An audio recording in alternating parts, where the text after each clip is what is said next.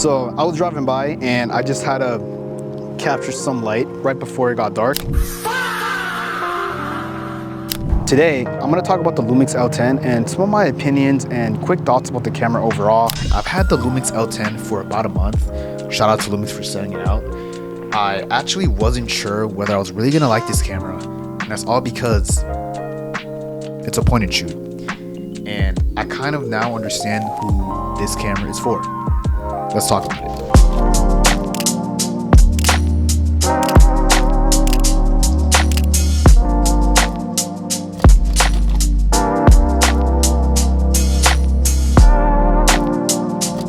Also note, I've never had a point and shoot camera before, so this is my first time experiencing a high quality point and shoot. I never really wanted one before, and the only camera I'm comparing this camera to is the S9, although they're in different leagues almost. I just think because they're so similar in body design, that's just my 2 cents in the L10. So when it comes to the features that I love, I think Lumix knocked it out of the park with using the GH7 sensor, which not only is a great sensor for photos and video, although it's Micro Four Thirds, you're still able to get some amazing photos. I really like the Leica lens that they decided to use, which is the 24-75. From what I've noticed, I think the image quality is great, and for the most part, I like how compact it is. It just turns on and you're just able to maneuver and get the type of angles that you really want. So when it comes to features that I like, one of them being the hot shoe mount. I know it's not a big deal for a lot of cameras because a lot of cameras at this price range and most cameras overall have hot shoe mounts. But after not having it with the S9, I think it's a massive advantage to be able to have a flash mount if you want to have a flash mount, or even the XLR Mark 1 or Mark 2 converters. I think they should work. I think it's great that they included that with the L10. So far, I think this camera is built really nice.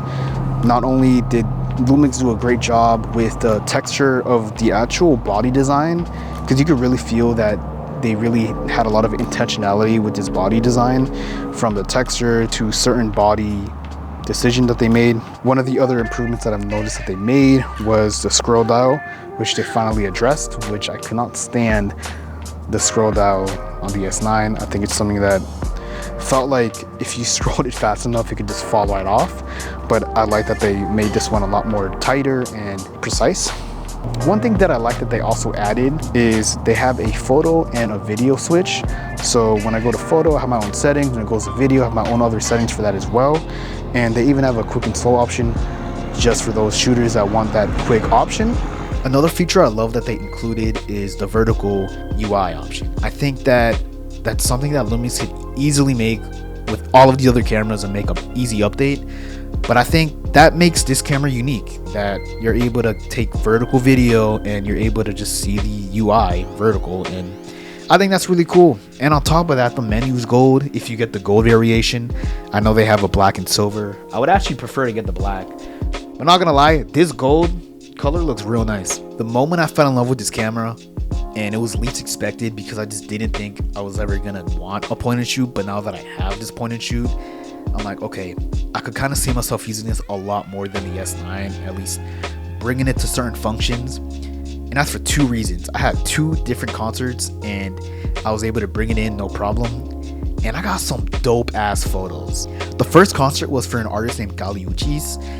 She made that one song, Telepathia, that went viral around the pandemic time, but it's funny because I never really heard her music kind of after that, but I saw that she was coming to Tampa, so I'm like, you know what, let me check it out.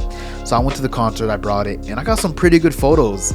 Not my favorite because I was still kind of learning the camera, but I really enjoyed using it because I was able to switch my different LUTs, I was able to switch from photo to video, and I got some pretty okay content from that night. But the second concert, and 2 weeks later, I saw that Kanye West was coming, known as Ye now, and I had to bring this camera, and I got some banger photos and videos of the concert, and it was incredible. His art and his creativity is just different. So I was able to go through security, and I just had a blast with this camera. Like, I really wasn't able to move around because it was so packed.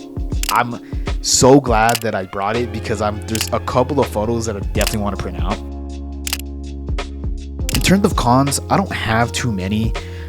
I think the only con I would really say is that the zoom in and out feature on the actual lens is a little slow. It's fine that it doesn't start super fast, but I think it's when you're zooming in and out, it goes pretty slow. And as you could probably tell, like it takes a while for it to zoom. I know there's some quick function buttons right here that make it easier to just go from 25 to 35 to 50, and I think that's really cool. I think Lumix was really intentional when they were designing this camera. I think overall it's a really slick and friendly, creative camera that I would recommend for someone that wants something low profile but also capable in today's landscape of iPhone quality and full frame.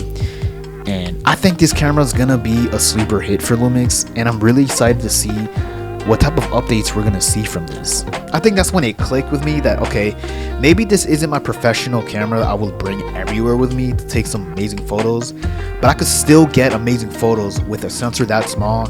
And it's all in your mind. Like, if you want to be able to be creative, you have to challenge yourself. And I feel like I realized that when I use this camera, and I absolutely love this camera now. Type down below what you want to see and the type of content that you want me to break down, whether that's behind the scenes of work that I do or just overall my opinions about gear.